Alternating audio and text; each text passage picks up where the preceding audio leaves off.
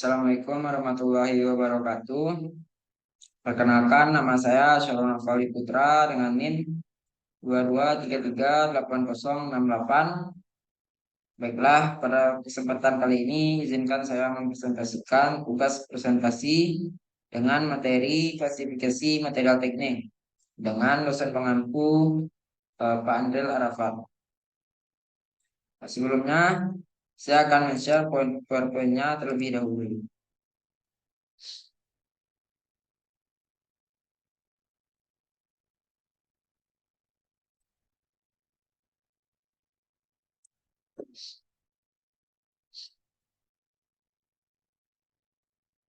Nah, sebelum masuk ke klasifikasi dari material teknik, ada baiknya kita perkenalan dulu nih. Eh, apa sih mata kuliah material teknik itu? Material teknik adalah cabang ilmu yang mempelajari tentang material yang digunakan untuk menciptakan sebuah benda yang digunakan untuk perancangan di berbagai bidang ilmu dan teknik, serta mempelajari sifat bahan, karakteristik bahan, dan kegunaannya. Nah, kan teman-teman sudah tahu apa sih itu mata kuliah material teknik. Sekarang kita harus tahu dong mengapa sih kita perlu belajar material teknik. Terkhusus eh, di bidang saya teknik mesin, material teknik ini sangat penting sekali. Yang mana di teknik mesin itu tidak akan jauh-jauh dari yang namanya menganalisis, mendesain, membuat bahan, membuat suatu bahan. Nah, dari situ kita harus tahu dong eh, bahan yang material yang kita gunakan. Nah, itu gunanya kita belajar material teknik. Material teknik juga sangat penting dalam berbagai bidang rekayasa, manufaktur, dan konstruksi bangunan yang berperan sebagai bahan dasar yang digunakan untuk membuat berbagai produk, struktur, dan sistem. Nah, sekarang kita akan masuk ke klasifikasi dari material teknik. Secara umum, material teknik itu terbagi atas tiga. Yang pertama adalah logam, yang kedua adalah non-logam, dan yang ketiga adalah komposit.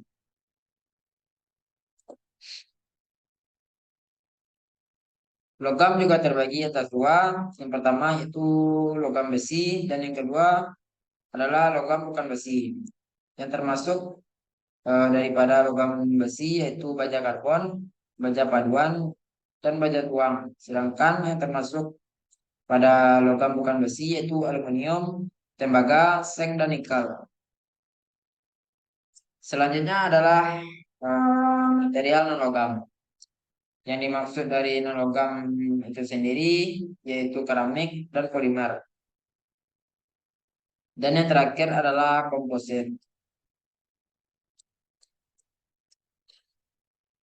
Baiklah, yang pertama adalah logam. Logam adalah sebuah unsur kimia yang memiliki sifat yang kuat, liat, keras, dan mampu mengantarkan listrik atau energi panas. Logam juga memiliki titik cair yang lebih tinggi. Selain itu, logam berasal dari biji logam dan untuk mendapatkannya eh, dilakukan dengan cara penambangan. Umumnya hanya dilakukan dan dicari di dalam bumi, baik yang murni ataupun yang memiliki campuran logam.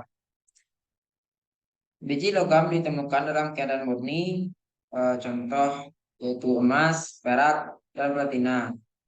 Selain itu, juga ada yang bercampur dengan unsur-unsur lain seperti karbon, sulfur, fosfor, silikon, tanah, dan pasir. Selanjutnya adalah komposit. Material komposit merupakan material yang terbentuk dari kombinasi antara dua atau lebih material yang pembentuknya melalui pencampuran yang tidak homogen, yang dimana sifat dari mekanik sifat mekanik dari masing-masing material tersebut tentunya berbeda. Material komposit memiliki sifat mekanik yang lebih bagus daripada logam. Memiliki memiliki kekuatan yang bisa diatur yang tinggi, memiliki kekuatan lelah yang baik, memiliki kekuatan jenis dan kekakuan jenis yang lebih tinggi daripada logam, tahan terhadap polusi. Selain itu juga memiliki sifat isolator panas dan suara, serta dapat dijadikan sebagai penghambat listrik yang baik. Dan juga dapat digunakan untuk menambal kerusakan akibat pembebanan pada poros. Selanjutnya adalah polimer. Polimer adalah material yang berbentuk rantai molekul panjang dan berulang. Hasil ini didapatkan dari proses yang bernama polimerisasi. Ada berbagai macam polimer. Selain itu, karakteristik pun juga berbeda-beda. Semuanya tergantung dari sifat molekul yang membentuk serta bagaimana proses pembentukannya. Ada beberapa polimer yang memiliki sifat lentur, contohnya seperti karet dan polister. Namun juga ada polimer dengan sifat keras yang kuat, yakni kaca dan eksplosi. Selanjutnya adalah keramik. Material keramik adalah material non-logam dan inorganik yang terdiri atas unsur-unsur logam dan non-logam yang terikat bersamaan secara primer dengan ikatan ion atau ikatan logam. Pada umumnya, keramik memiliki sifat keras, letas, dengan ketangguhan dan keuletan yang rendah. Ketangguhan dan keuletan yang rendah ini material keramik juga memiliki suhu cair yang lebih tinggi dan kestabilan kimia yang lebih tinggi dalam lingkungan yang kritis atau ekstrim karena stabilisasi ikatan-ikatan atomnya. Oleh karena itu, keramik merupakan material yang tak tergantikan dalam dunia teknik atau desain rekayasa. Selanjutnya, kita akan masuk kepada sifat mekanik dari masing-masing klasifikasinya. Yang pertama adalah logam. Sifat mekanik dari logam, yaitu tiap-tiap jenis logam umumnya memiliki tingkat kekerasan yang berbeda-beda. Umumnya, kekerasan dapat ditingkatkan dengan cara mencampur logam dengan logam lainnya. Perlu diketahui bahwa logam dikenal sangat kuat, hanya saja tidak dengan air raksa. Yang kedua, dapat dengan dapat dengan mudah untuk ditempa. Logam memiliki sifat mudah untuk dibentuk dengan cara ditempa dan dilengangkan. Adanya sebuah elektron valensi yang membuat logam menjadi mudah bergerak dalam kristal. Sesuai dengan sifatnya, logam mampu ditempa menjadi lempeng tipis dan bila ditarik dapat juga untuk dibengkokkan. Eh, yang ketiga adalah menjadi sebuah konduktor listrik yang baik. Logam juga salah satu eh, material penghantar listrik yang baik. Karena bila suatu logam dialirkan listrik, maka elektronnya akan membawa suatu muatan valensi ke seluruh bagian logam, sehingga mampu menimbulkan aliran listrik dalam logam. Yang keempat adalah bersifat mengkilap. Semua jenis logam tentunya akan mengkilap apabila terkena cahaya dalam permukaan. Maka dari itu dalam masa ini sifat logam akan memancarkan kembali energi cahaya yang didapatkan dari gelombang tertentu. Yang kedua adalah sifat mekanik dari komposit. Material komposit memiliki sifat mekanik yang lebih jauh lebih bagus daripada logam, yakni memiliki kekakuan yang bisa diatur lebih tinggi, memiliki kekakuan lelah yang baik, memiliki kekuatan jenis dan kekakuan jenis yang lebih tinggi daripada logam, tahan korosi, serta memiliki isolator panas dan suara, serta dapat dijadikan sebagai penghambat listrik yang baik. Selain itu, Komposit juga digunakan sebagai menambal kerusakan akibat pembebanan pada poros. Yang ketiga adalah polimer. Polimer memiliki sifat mekanik, yaitu kekuatan tarik. Kekuatan tarik adalah tegangan yang dibutuhkan untuk mematahkan suatu sampel atau benda. Kekuatan tarik sangat penting untuk polimer yang akan ditarik. Contohnya fiber yang harus mempunyai kekuatan tarik yang baik. Yang kedua adalah compressive strength, yaitu ketahanan terhadap tekanan beton. Ketahanan terhadap tekanan beton merupakan material yang memiliki kekuatan tekan yang bagus dari segala sesuatu yang harus menahan berat dari bawah atau mempunyai kekuatan tekan yang bagus. Selanjutnya ada impact strength, yaitu ketahanan terhadap tegangan yang datang secara tiba-tiba. Polimer mempunyai kekuatan impact jika dia kuat saat dipukul dan dipukul dengan keras secara tiba-tiba seperti dengan palu. Yang terakhir adalah keramik. Sifat mekanik dari keramik yaitu yang pertama adalah kekuatan tarik. Kekuatan tarik adalah kemampuan material keramik untuk menahan beban yang diterapkan dalam arah tegangan terhadap bidang potongannya. Biasanya keramik memiliki kekuatan tarik yang tinggi. Yang kedua yaitu modulus elastisitas atau yang modulus. Modulus elastisitas itu mengukur kekakuan material keramik, yaitu kemampuannya untuk mempertahankan bentuk aslinya ketika dikenai dengan tekanan. Keramik biasanya memiliki modulus elastisitas yang tinggi. Selanjutnya ada kekakuan geser. Kekuatan geser keramik yaitu mengukur kemampuan material keramik untuk menahan pembebanan dalam arah sejajar dengan bidang potongannya. Keramik memiliki kekuatan geser yang relatif tinggi. Ketangguhan. Ketangguhan adalah ukuran sejauh mana material keramik dapat menahan kerusakan sebelum gagal sepenuhnya. Salah satu kelemahan utama keramik adalah kurangnya ketangguhan dibandingkan dengan logam. Nah, itu tadi sifat mekanik daripada logam, komposit, polimer, dan keramik. Selanjutnya kita akan masuk kepada sifat fisik.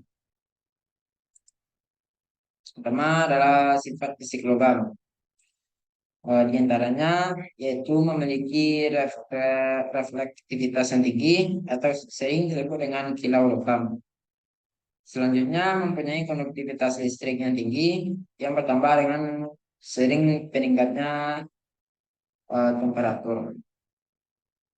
Selanjutnya memiliki konduktivitas termal yang tinggi atau penghantar panas yang baik. Dan yang terakhir adalah dapat ditempa. Lanjut sifat fisik komposit yaitu kombinasi kekuatan dan modulus yang baik. Yang kedua, berat jenis cenderung lebih rendah.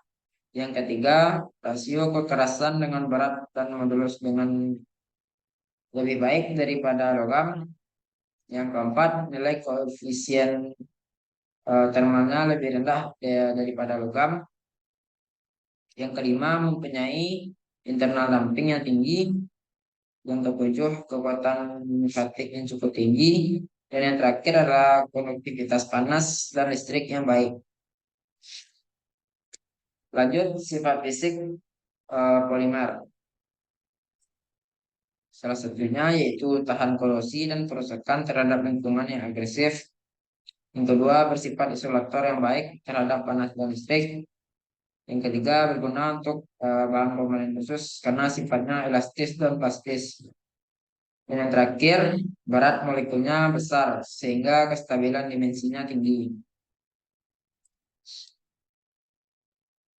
Eh, Selanjutnya adalah sifat fisik dari keramik: keras atau getas dengan ketangguhan dan keuletan yang rendah. Yang kedua, sebagian besar keramik adalah isolator listrik yang baik. Namun, ada keramik khusus seperti superkonduktor yang memiliki konduktivitas listrik yang tinggi daripada suhu tertentu. Yang ketiga, keramik umumnya memiliki tingkat kerasan yang tinggi yang membuatnya tahan terhadap goresan dan abrasi. Dan yang terakhir adalah ketahanan terhadap suhu tinggi. Nah, itulah sifat fisik daripada logam. Logam, komposit, material komposit, polimer, dan keramik. Selanjutnya kita akan masuk kepada aplikasi daripada empat material tersebut di bidang teknik mesin. Yang pertama adalah logam. Aplikasi di bidang teknik mesin yaitu yang pertama, logam seperti baja, aluminium, dan tembaga digunakan dalam konstruksi struktural mesin, termasuk pada bingkai, dudukan, dan komponen penopang lainnya karena kekuatan dan ketahanannya. Yang kedua, yaitu logam digunakan untuk pembuatan berbagai komponen mesin seperti roda gigi, poros, baut, bantalan, dan pelat. Bahan ini sering digunakan karena kekuatan dan ketahanan ausnya. Yang ketiga yaitu alat potong dan pahat digunakan untuk memotong gerindra dan membentuk bahan-bahan lain. Baja kecepatan tinggi adalah bahan umum dalam pembuatan alat-alat ini. Selanjutnya, yaitu logam digunakan dalam peralatan pengelasan untuk menyatukan berbagai komponen-komponen mesin, konstruksi, dan struktur. Selanjutnya, aplikasi dari polimer di bidang teknik mesin. Pertama, polimer digunakan dalam peredam getaran dan bantalan elastomer untuk mengurangi getaran dan guncangan pada mesin dan peralatan industri. Selanjutnya, polimer digunakan dalam pengembangan bantalan pelumas kering yang mengurangi gesekan dari keausan pada komponen mesin. Yang ketiga, bahan polimer seperti teflon digunakan sebagai pelapis yang mengurangi gesekan antara komponen-komponen mesin. Dan yang terakhir, polimer teknik seperti nilon, poliasetal, dan polietilen diperlukan untuk eh, dalam komponen mesin seperti roda gigi, bantalan, seal, dan komponen lainnya yang dibutuhkan untuk tahan terhadap aus dan tahan terhadap korosi. Lanjut, eh, aplikasi daripada komposit di bidang teknik mesin. Yang pertama, komposit diterapkan dalam komponen mesin seperti gearbox, rotor mesin, dan bahkan bagian dalam mesin pesawat terbang untuk mengurangi berat dan meningkatkan efisiensi. Komposit diterapkan dalam peralatan pemesinan seperti meja mesin, meja penggilingan, dan alat pemotong yang memerlukan stabilitas dan ketahanan terhadap getaran. Nah, yang terakhir yaitu bahan komposit seperti serat karbon dalam matriks mesin digunakan untuk membuat komponen yang ringan dan kuat seperti pada bingkai pesawat terbang.